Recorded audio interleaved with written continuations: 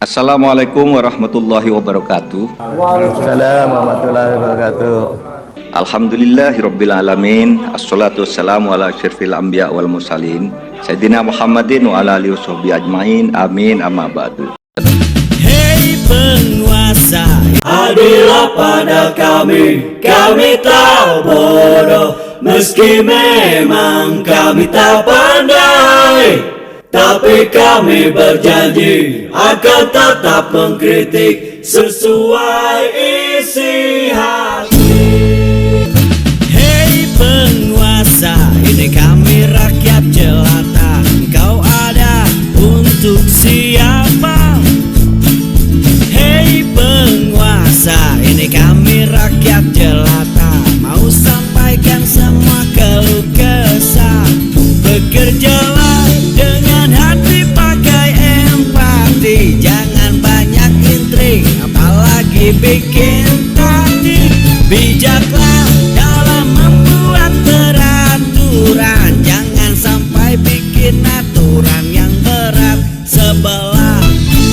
Selamat datang di ruang kedaulatan rakyat, di mana kebebasan berekspresi tak boleh dibungkam. Para narasumber yang menjawab apa sebenarnya makna tujuan dari Ibu Megawati ini dua kali menyinggung Presiden Joko Widodo. Yang pertama soal utang negara, yang kedua soal kepemimpinan. Kita akan bahas dengan narasumber yang sudah hadir. Ahmad Hoirul Umam, analis politik Universitas Paramadina Jakarta, Bang Andreas Hugo Pariera, politikus senior PDIP, dan juga Bang Ade Irfan Pulungan, tenaga ahli utama kepresidenan. Terima kasih waktunya Bapak-bapak. Mas Umam mengutip sedikit pernyataan dari Ibu Megawati. Saya kan bilang mau nyari apa lagi sih? Saya ngomong sama Pak Jokowi, kalian pemimpin ya, itu harus menjalankan apa yang dipikirkan dan dituliskan oleh para pendiri bangsa, bukan kita bikin versi-versi.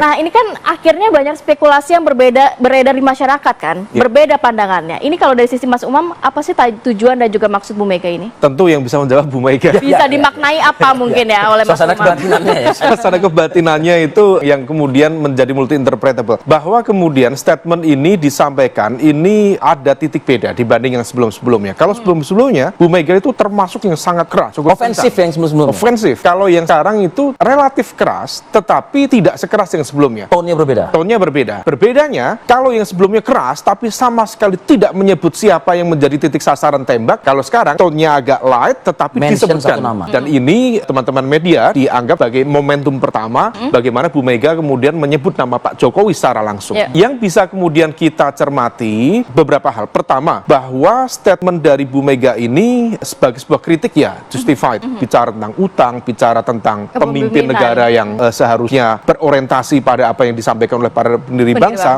tetapi juga di saat yang sama hal ini kemudian menjadi sebuah sentilan secara tidak langsung kepada pemerintahan yang sekarang. Sekali lagi mempertegas yang sebelum-sebelumnya. Nah, adapun kenapa kemudian Bu Mega seolah kemudian kali ini merasa perlu menyebut nama Pak Jokowi, barangkali ada beberapa situasi. Pertama, kemungkinannya adalah terjadi titik eskalasi konflik yang semakin terbuka. Oleh karena itu, contoh-contohnya terkait dengan pemanggilan KPK oleh Sekjen PDIP, bahkan Bu Mega sendiri menyampaikan jangan-jangan saya akan dipanggil juga kan, itu sebagai sebuah early warning system, sekaligus juga wake up call bagi lingkaran kekuasaan di PDIP untuk berhadapan-hadapan dengan pemerintahan yang sekarang. Nah, barangkali eskalasinya semakin terbuka. Nah, yang kedua, barangkali ini adalah salah satu upaya untuk menghadirkan, mempertegas pesan, karena selama ini tidak disampaikan secara terbuka siapa yang dianggap, yang dijadikan target. Karena tidak ada nama.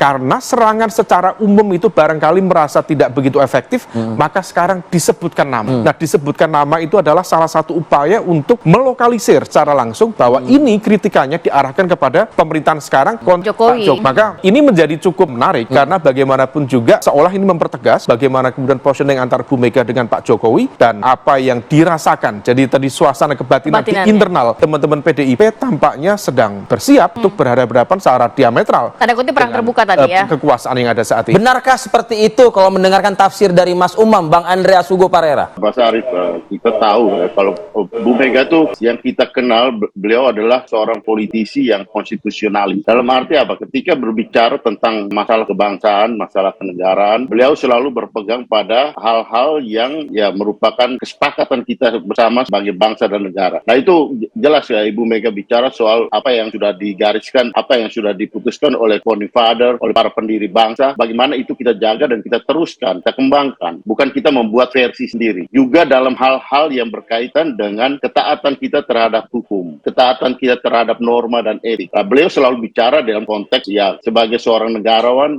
yang berpegang pada aturan main pada konstitusi. Dalam kaitan ini kita tahu bahwa ya tadi saya sepakat dengan apa yang disampaikan oleh Mas Umam bahwa ini adalah pesan kritik yang disampaikan oleh Ibu Mega bahwa selama ini kita sudah banyak melakukan pelanggaran-pelanggaran terhadap apa yang menjadi kesepakatan kita sebagai bangsa, dan itu disebut langsung. Saya kira ya kita semua tahu, dan itu adalah wilayah yang seharusnya dan diingatkan oleh Ibu Mega pada kita semua, tapi ini di dalam acara partai di depan para kader PDI Perjuangan supaya jangan kemudian mengulangi hal tersebut. Nah ini kan ketika beliau menyinggung hal ini pada Pak Ganjar, menunjukkan bahwa ya sebagai kader partai ya ini yang posisi seperti ini yang harus kita pegang gitu, bukan kita kemudian setelah menjadi pemimpin kita lupa akan komitmen kita sebagai kader partai yang ya sudah diputuskan untuk ya memegang jabatan-jabatan tertentu. Saya kira di dalam konteks seperti ini ya Ibu Mega menyampaikan itu secara terbuka, dan ya buat kami ini suatu hal yang biasa dan pantas dan seharusnya itu disampaikan kepada para kader dan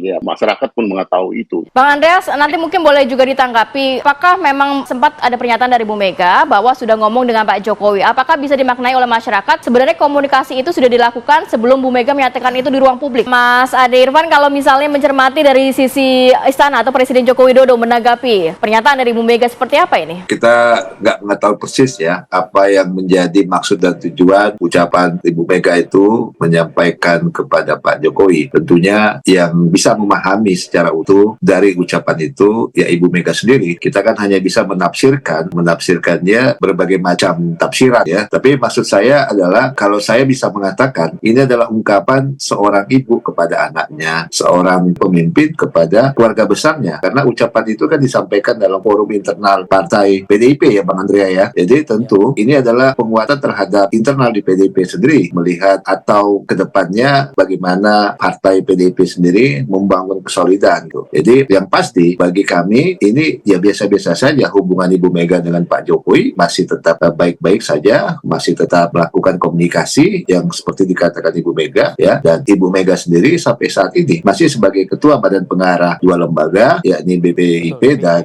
BRIN ya. Nah itu menunjukkan tentu hubungan komunikasi, persahabatan dan lain sebagainya antara Ibu Mega dengan Pak Jokowi ya baik-baik saja. Kita jangan menafsirkan terlalu jauh atau memberikan kesan negatif terhadap ucapan Ibu Mega tersebut. Masukan, catatan dari Bu Mega ini apakah kemudian direspon juga oleh teman-teman di kantor staf presidenan begitu ya, dalam artian kan namanya kan masukan, mengingatkan pendiri bangsa seperti ini jangan berbagai macam versi-versi, lalu juga hutang loh, ingat gitu loh. Nah ini jadi pekerjaan rumah sendiri nggak atas arahan presiden juga nggak? Pak Jokowi itu kan sudah selalu dikritik, bahkan apapun lah namanya kepada Pak Jokowi ya, siapapun sudah biasa Pak Jokowi mendapatkan kritik, masukan, bahkan hujatan gitu. Pak Jokowi selalu menjawab itu dengan kerja dan kinerja hasilnya gitu ya. Terbukti sampai hari ini respon masyarakat terhadap tingkat kepercayaan itu luar biasa. Menjelang di akhir masa jabatannya tetap menaik. Mengenai pendiri bangsa, saya memaknai pendiri bangsa tidak hanya tunggal, pasti secara kolektif. Kita memaknai pendiri bangsa itu tentu dari semua aspek ya, dari semua sisi ya, itu memang harus kita jadi panutan kita. Jadi bila dikatakan pendiri bangsa, saya maknai adalah pendiri bangsa secara kolektif. Ya kita mengenal adanya Sumpah Pemuda yang itu juga 1928 dan itu juga dimaknai dari berbagai macam kelompok etnis dan lainnya yang untuk mempersatukan bangsa ini. Di era pada saat itu memang kita harus lebih kuat secara kolektif, bukan memaknai adalah tunggal. Begitu Mbak. Bang Andreas, tadi rekan saya Rati kan di segmen sebelumnya menyebutkan ada narasi dari Bu Mega, Ketua Umum PDI Perjuangan mengatakan saya ngomong sama Pak Jokowi. Apakah memang sudah ada komunikasi dari Oktober 2023 gitu loh ya? Sudah ada buka komunikasi Bang Andreas? Atau ini sinyal yang diberikan oleh Ketua Umum Anda untuk bukalah komunikasi begitu? Saya tidak tahu persis ngomongnya itu kapan, tapi sekian lama sejak ya beliau dari Solo, kemudian di Jakarta, DKI, kemudian sana, ini sudah periode kedua. Saya kira banyak kesempatan di mana Ibu Mega tentu pernah berbicara, menyampaikan pesan ini kepada Pak Jokowi gitu, sehingga beliau mengulang kembali apa pesan yang pernah disampaikan ya Pak Jokowi sebagai ya kader dari PDI Perjuangan gitu. Dan ini ya karena ini di kader-kader PDI Perjuangan, beliau juga membandingkan itu dengan pesan itu juga disampaikan pada Pak Ganjar gitu ya, ketika ya beliau diberikan amanah untuk menjadi calon presiden ketika itu gitu. Dan Dan oleh karena itu saya kira ini adalah pelajaran ya bagi kader, dan karena ini juga disampaikan di dalam suatu forum yang kemudian dipublikasikan, saya kira ini juga menjadi pesan bagi kita semua gitu. Dalam arti apa? Komitmen-komitmen yang ya kita pegang sebagai amanah itu harus kita pegang bersama gitu. Bukan kemudian ketika kita menjadi pemimpin kita memperoleh kekuasaan itu kita gunakan sesuka apa yang kita pikirkan dan tidak pegang lagi pada komitmen yang kita pegang, seharusnya kita pegang bersama. Nah itu ya, beliau menyampaikan itu mulai dari apa yang disampaikan oleh para pendiri bangsa, kemudian apa yang menyangkut hutang negara, kemudian juga yang menyinggung juga soal ya KPK. Dari banyak hal yang disinggung oleh Ibu Mega di situ yang menyangkut bagaimana kekuasaan, penggunaan kekuasaan. Baik, saya mau ke Mas Umam. Mas Umam kalau mencermati tadi kalau kata Bang Irfan kan sebenarnya ini lebih kepada teguran antara ibu dan juga anak begitu ya. Tapi Mas Umam sempat mengatakan ini perang terbuka. Kalau anak muda mengatakan say war begitu ya. Apa sebenarnya yang harus direspon mungkin oleh Pak Jokowi karena sudah disinggung oleh Bu Mega? Ini apakah memang harus ada komunikasi yang dibuka oleh Pak Jokowi atau bagaimana agar eskalasinya tidak semakin meningkat? Ya, komunikasi tentu tidak hanya dari satu pihak, kedua belah pihak. Kalau misal kemudian masing-masing legowo membuka pintu hati dan juga pintu komunikasi politik, tentunya juga bisa terselesaikan dengan baik. Tetapi ini kan seringkali dalam konteks kekuasaan ini hanya pertarungan ego. Nah, oleh karena itu di level ini tentu ini menjadi sebuah warning ya. Karena bagaimanapun juga kalau misal statement Bu Mega kita lihat dari teori agenda setting, ini tampaknya sengaja disampaikan dengan menyebut nama tadi 2 kali. Ini diarahkan sebagai sebuah upaya untuk memberikan perhatian atau meletakkan Pak Jokowi dalam konteks spotlight dari publik maupun media dalam konteks apa yang menjadi concern dari PDIP tadi itu. Nah, kalau misal kita bicara tentang teori framing, mencoba untuk meletakkan Pak Jokowi dalam spotlight, dalam perspektif barangkali kritis, perspektif kritis dalam secara lebih spesifik, sehingga kemudian ketika PDIP merasa gusar dengan manuver di KPK, bahkan Bu Mega sampai menyebut nama penyidik loh, dan itu bukan political endorsement, itu adalah sebuah warning secara politik bahwa ini adalah aktor atau pihak yang bertanggung jawab di balik semua manuver ini. Nah, ini bukan hanya sekedar dinamika di politik kemarin, tetapi juga bisa berimplikasi dalam konteks pilkada dan lain sebagainya. Nah, oleh karena itu, apa yang perlu disampaikan oleh Bu Mega, tampaknya Bu Mega memberikan peringatan secara halus, tetapi seharusnya itu mengena. Dan sinyal yang cukup kuat. Nah, apa yang kemudian ingin disampaikan Bu Mega? Stop untuk melakukan itu, stop untuk melakukan tekanan dan juga intervensi kepada kekuatan dan jejaring elemen PDIP di mana berada. Harusnya eksekutif, iya. Kenapa eksekutif? Karena per hari ini secara lebih spesifik tadi disampaikan oleh Bu Mega KPK. Dan KPK menurut undang-undang revisi KPK yang baru berada di bawah kekuasaan eksekutif. Rumpun eksekutif. Jadi siapa yang bertanggung jawab? Presiden Jokowi. Lagi-lagi pola relasinya di sana. Oke, baik, terima kasih banyak Mas Umam. Ketua Komisi Pemilihan Umum dipecat oleh DKPP, Dewan Kehormatan Penyelenggara Pemilu. Kali ini Hasyim Asyari dipecat lantaran dibelit kasus asusila. Tapi sebelum itu Hasyim Asyari sudah berkali-kali harus berurusan dengan DKPP untuk sejumlah kasus yang membuatnya mendapat sanksi. Sekarang marwah KPU runtuh. Penyelenggara pemilu ini sudah banyak dikritik sejak meloloskan pencalonan Gibran Raka Buming Raka sebagai cawapres, Sirekap hingga mencela KPU ihwal putusan syarat usia calon yang maju pada Pilkada 2024. Masih kuat dalam ingatan kita saat Ketua KPU Hasyim Asyari menjadi khotib sholat Idul Adha di Semarang, Jawa Tengah 17 Juni 2024. Saat itu Presiden Joko Widodo hadir sebagai jemaah dalam sholat Id itu. Jamaah Idul Adha yang dirahmati Allah. Agama kita, agama Islam, menetapkan untuk menyembelih kurban binatang berupa hewan Semoga Allah senantiasa menuntun kita di jalan yang diridhoinya. Amin, amin, amin ya rabbal alamin. Ya rabbal alamin. Aqulu qali hadza, astaghfirullah li wa lakum. Wassalamualaikum warahmatullahi wabarakatuh. Terima kasih.